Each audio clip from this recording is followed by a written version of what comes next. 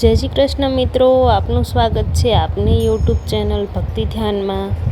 તો આજે આપણે સાંભળશું શ્રાવણ મહિનાની પવિત્ર અમાસની એક શ્રદ્ધાથી ભરેલી પિતૃ વાર્તા। તો બોલો પિતૃદેવની જય।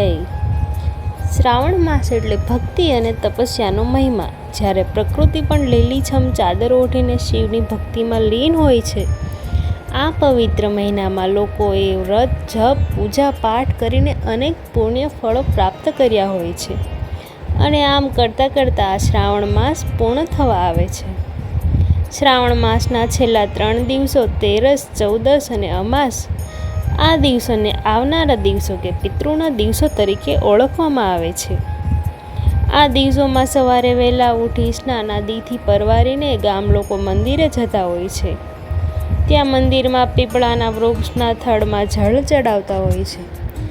આ માટે એ વિધિમાં એક કળશમાં ચોખ્ખું પાણી લઈ તેમાં કંકુ, ચોખા, ફૂલ, કાળા તલ અને જવ નાખીને પીપળાના થડમાં ઓમ નમો ભગવતે વાસુદેવાય નમઃનો મંત્રનો જાપ કરતા હોય છે। તે જળને રેડવું અને આ 3 દિવસોમાં પીપળાના વૃક્ષના થડમાં જળપાન કરવામાં આવે છે। કહેવાય છે કે વૃક્ષોમાં ત્રિદેવ અને પિતૃઓનો વાસ હોય છે, તેથી તેનું પૂજન અર્ચન કરીને સૂતરનો દોરો વીંટીને પીપળાની પ્રદક્ષિણા કરવામાં આવે છે। આ પૂજાથી પિતૃઓના આત્માને શાંતિ મળે છે, પિતૃઓ પ્રસન્ન થાય છે અને આપણા પરિવાર પર તેમની કૃપા વરસાવે છે। તો હવે આપણે સાંભળશું કે પિતૃદેવની એક પાવન કથા। બોલો પિતૃદેવની જય। આવનારા આવા જ પવિત્ર દિવસોની આ વાત છે। એક ગામ હતું। આ ગામમાં એક સુખી પરિવાર રહેતો હતો, જેમાં માતા પિતા અને તેમનો એકને એક યુવાન દીકરો અને તેમની સંસ્કારી વહુ રહેતા હતા। પરંતુ વિધિની કૃપા તો જુઓ, અચાનક જ એક દિવસ તેમના દીકરાની નાની ઉંમરે મૃત્યુ થયું। વહુના માથા પરથી તો પતિનો છત્ર તો દૂર થઈ ગયો, પરંતુ તેના સંસારનો દીવો પણ ઓલવાઈ ગયો। વહુને કોઈ સંતાન નહોતું, નાની ઉંમરમાં જ વિધવા થઈ ગઈ। જોકે આ વહુ ખૂબ જ ભલી અને ભોળી હતી, સંસ્કારી હતી। પતિના ગયા પછી પણ તેને પોતાના સાસુ સસરાની સેવામાં કોઈ કસર છોડી નહોતી। તે પ્રભુ ભજન કરતી હતી, ખેતીકામમાં મદદ કરતી હતી અને તેના દુઃખને મનમાં અને મનમાં દબાવીને દિવસો પસાર કરતી હતી। સાસુ સસરા પણ આ વહુની હાલત જોઈને ખૂબ જ દુઃખી થઈ ગયા હતા। એઓએ તો મનમાં તેને ખૂબ જ આશીર્વાદ આપતા હતા અને વિચારતા હતા કે અરે રે, ભગવાન અમારો દીકરો તો નથી, પરંતુ છતાં અમારી આ વહુ અમારી કેવી સેવા કરે છે। અમે તો હવે ખરી પડતા પાન જેવા છીએ, ગમે ત્યારે અમારું જીવન પૂર્ણ થશે, પણ પછી અમારી આ દીકરીનું શું થશે? આટલી નાની ઉંમરે તે ક્યાં જશે? આમ વિચારીને બંનેએ મન મક્કમ કર્યું। તેમણે નક્કી કર્યું કે પોતાની દીકરી જેવી આ વહુને બીજા કોઈ સારા ઠેકાણે પરણાવી દેવી જોઈએ, જેથી તેને પણ સુખ અને સહારું મળે। આખરે તેમણે આ વાત આખા ગામને જણાવી દીધી। બધાએ કહ્યું કે અમારી વહુ હવે વહુ નથી, તે અમારી દીકરી છે। અમે તેના લગ્ન ફરીથી કરવા માંગીએ છીએ। હવે સંજોગો સમયે શ્રાવણ મહિનો ચાલતો હતો, ખૂબ જ અનરાધાર વરસાદ વરસતો હતો। વહુ માટે બીજો સારો સંબંધ મળતા તેના લગ્ન નક્કી કરવામાં આવ્યા। શ્રાવણ મહિનાના છેલ્લા દિવસો હતા, એટલે આવનારા દિવસોમાં તે વહુને તેડવા માટે તેના નવા સાસરિયામાંથી એક ગાડું આવ્યું હતું।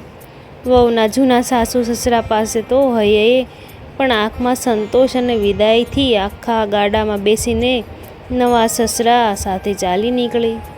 અનરાધાર વરસાદને કારણે રસ્તામાં તેનું ગાડું ચાલી શકતું ન હતું, તેથી બધા જ એક મોટા પીપળાના વૃક્ષ નીચે ઊભા રહ્યા। વહુ હવે તો ગાડામાંથી નીચે ઉતરી અને પીપળાના વૃક્ષના થડ પાસે ઊભી રહી। વહુ તો ભીંજાઈ ગઈ હતી, એના સાડલામાંથી પાણીના ટીપા ટપ ટપ ટપકી રહ્યા હતા। એ જ સમયે એક અદ્ભુત ઘટના બની। પીપળાના થડમાંથી એક દેવી વાણી સંભળાઈ।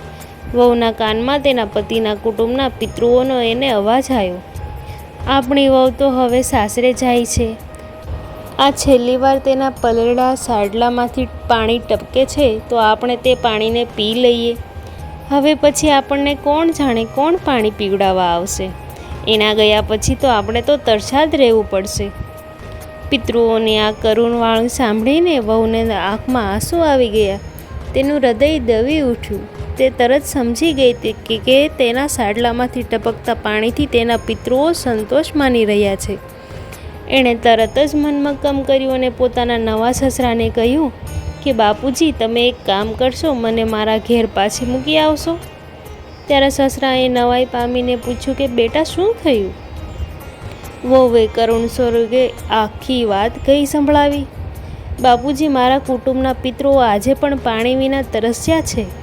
મારા સિવાય તેમને જળપાન કરાવનારું કોઈ નથી. મેં સાંભળ્યું છે કે તેઓ મારા સાડલામાંથી ટપકતા પાણીથી જ સંતોષ માની રહ્યા હતા. જો હું ચાલી જઈશ તો તેમને સદગતિ કોણ આપશે? મારા પિતૃઓની સદગતિ માટે હવે મારે બીજે ક્યાંય નથી જવું. મારા માટે મારા સાસુ સસરાની સેવા જ કરવી છે.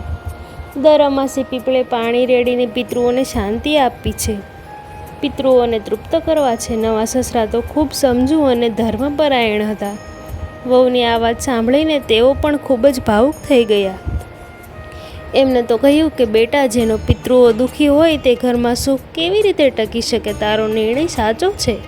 હું તને પાછી મૂકી આવું છું. આમ કહીને તેઓ ગાડું પાછું વાળે છે. વહુએ તેના ઘર મૂકી આવે છે. જ્યારે વહુએ સાસુ સસરાને આખી વાત કહી ત્યારે તેઓ પણ રડવા લાગ્યા. તેમને વહુના ત્યાગ પર ગર્વ થયો. વહુએ ફરી કહ્યું કે હું હવે ક્યાંય જવાની નથી. મારે મારા પિતૃઓને દુઃખી કરવા નથી. હું તો હવે અહીં જ રહીશ અને તમારી સેવા જ કરીશ. તે દિવસથી વહુએ કાયમ માટે પોતાના સાસુ સસરા સાથે રહેવાનો નિર્ણય કર્યો. તે દર અમાસે નિયમિતપણે પીપળે પાણી રેડવા જાય છે, પિતૃઓની પ્રાર્થના કરતી રહે છે અને વહુનો આ ત્યાગ અને શ્રદ્ધાથી તેમના કુટુંબના પિતૃઓને સદગતિ મળી. તેમની આત્માને શાંતિ પ્રાપ્ત થઈ. તો આ હતી આવનારા દિવસોની એક પાવન પિતૃકથા, જે શીખવે છે કે પિતૃઓ માટે સાચી ભક્તિ અને ત્યાગ જ મોક્ષ અપાવે છે. તો બોલો પિતૃદેવની જય. આપ સૌને મારા જય શ્રી કૃષ્ણ. જો આપને મારો આ વિડીયો પસંદ આવ્યો હોય તો લાઈક કરજો, શેર કરજો અને હા, જો તમે મારી ચેનલ પ્રથમ વખત જોઈ રહ્યા છો તો સબસ્ક્રાઈબ કરવાનું ભૂલતા નહીં. ધન્યવાદ.